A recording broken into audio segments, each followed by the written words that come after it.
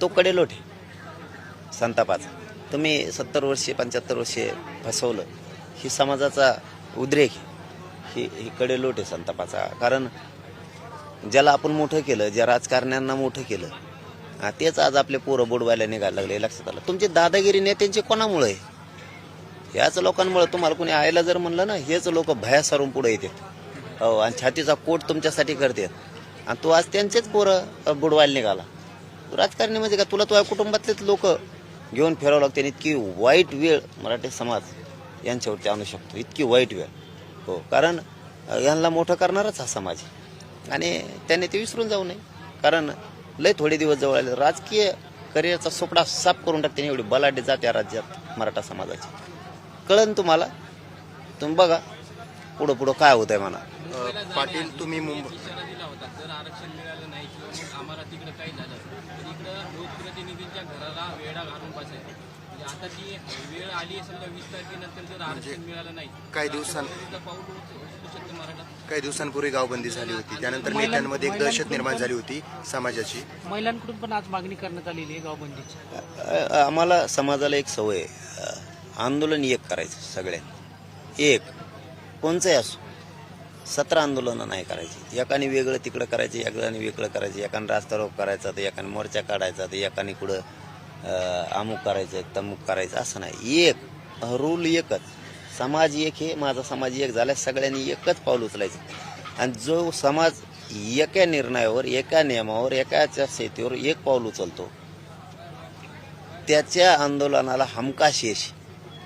त्यामुळं पुढचे काय रणनीती आहे, आम्ही 21 पर्यंत सरकारची वाट बघू, आणि आम्ही छाती ठोकूनच आंदोलनं करतो ना, जाहीरपणानंच आंदोलनाचे टप्पे पाडूनच करतो. आणि समाजालाच माझं सांगणं आहे, आपण संयमाने केलं, विचारपूर्वक केलं, आंदोलनाची मांडणी चांगली केली, आंदोलन आपण संयमानं शांततेने हाताळलं, म्हणून 70 वर्षात 75 वर्षात आपल्याला जे काय मिळालं नाही ते मिळालंय. जवळपास 1.25 करोडपेक्षा जास्त मराठ्यांना आतापर्यंत आरक्षण मिळालं. आपल्या मुलींना महाराष्ट्रातल्या मोफत शिक्षणही मिळालं. आता सगळ्या सोयऱ्यांची अंमलबजावणी राहिली. आपण शांततेत केल्यामुळे 75 वर्षात सगळ्या सोयऱ्यांचा कायदा न होणारा अधिसूचना निघाली, आता त्याची अंमलबजावणी बाकी आहे. त्यामुळं होणारं आंदोलन काय होणार आहे हे 20-21च्या नंतर एका दिशेनं होणार आहे. सगळे मराठी एकदाच एकच टाईम एकच आंदोलन करणार आहे, एकाच मागणीसाठी. त्यामुळे हे होणारं व्यापक आंदोलन, फक्त याच्यातून मात्र सरकारला पश्चातापाची व्याख्या नवीन तयार करावी लागणार. पश्चाताप म्हणजे काय असतो, त्यांना असं वाटलं पाहिजे बरं झालं असतं पटकून दिलं असतं, केलं भयान पश्चाताप आला. पण पश्चाताप म्हणजे काय की भाषणातला शब्द नको, किंवा भाषणातला शब्द नको, ते आता आम्ही आठवून आणून पश्चाताप म्हणजे कशाला म्हणतात, आणि ते त्यांच्या आठवून येणार आहे. बरं पाटील, सध्याचे आंदोलन सुरू आहे, तुम्ही त्याच आंदोलनाची आता भाषा करताय. आता सध्याचे आंदोलन तुमच्या समर्थनात सुरू आहे, तुम्ही कुठंतरी या आंदोलनाच्या माध्यमातून टोळ्या तयार करताय असं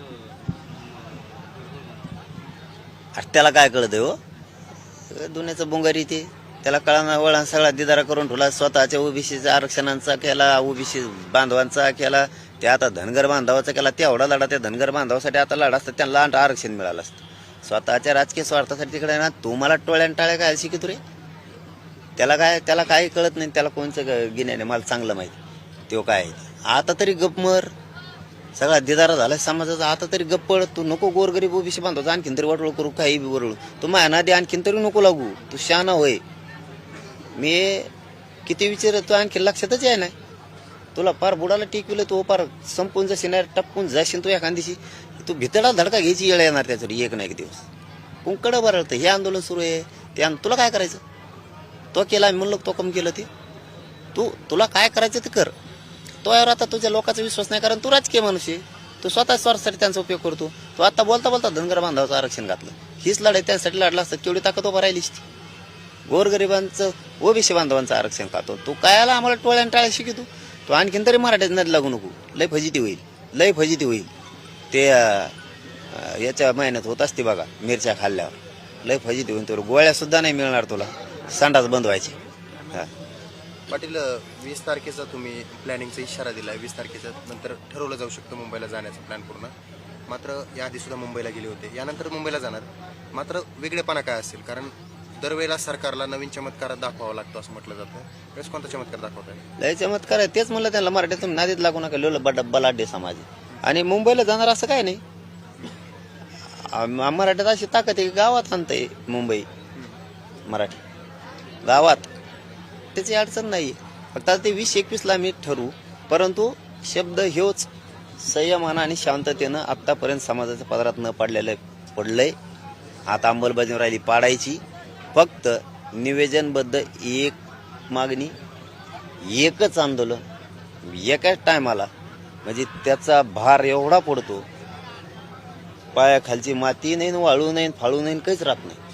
फक्त घाई गडबड करायचं नाही, कारण आपल्या लेकराचं कल्याण करायचं. आपल्याला शांततेत संयमानं घेणारा माणूस खूप टिकतो, आणि घाई गडबड जर केली तर तो माणूस जास्त चिखलात फसण्याची शक्यता असते. आणि आंदोलन चिखलात कधीच फसू दिलं जाणार नाही. जवळ हे पठ्ठे आहे तोवर आंदोलनाला 100% यश, आणि मराठ्यांच्या पदरात कवा गुलालच. पाटील, काही दिवसांपूर्वी गावबंदीचा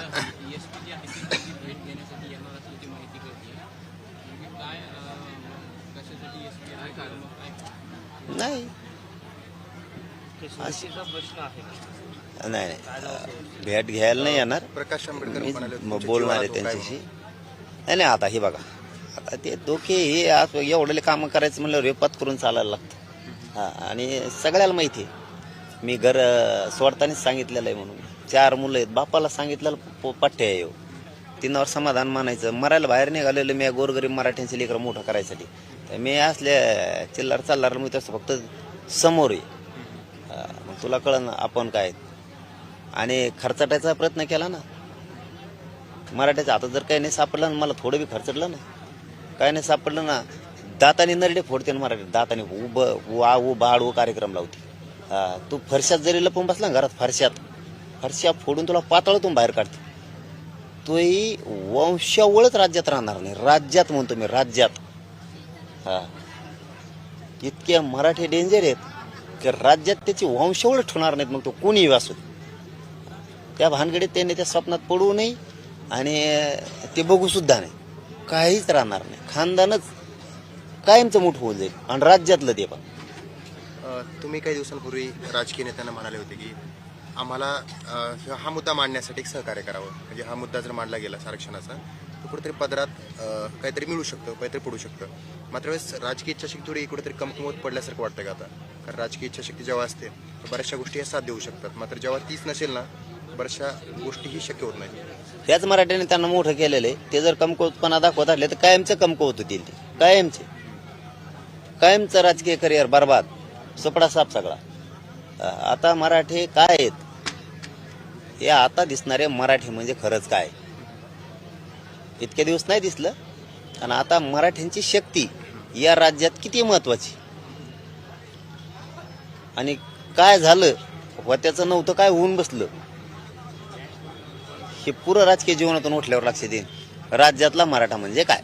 चलो, धन्यवाद. गावबंदीचा निर्णय योग्य वाटतो का? नाही ते काहीच नाही केलं. आणखीन 20-21 आम्ही करणार तर दिल खुला समोर सांगून आतापर्यंतच आंदोलन केले.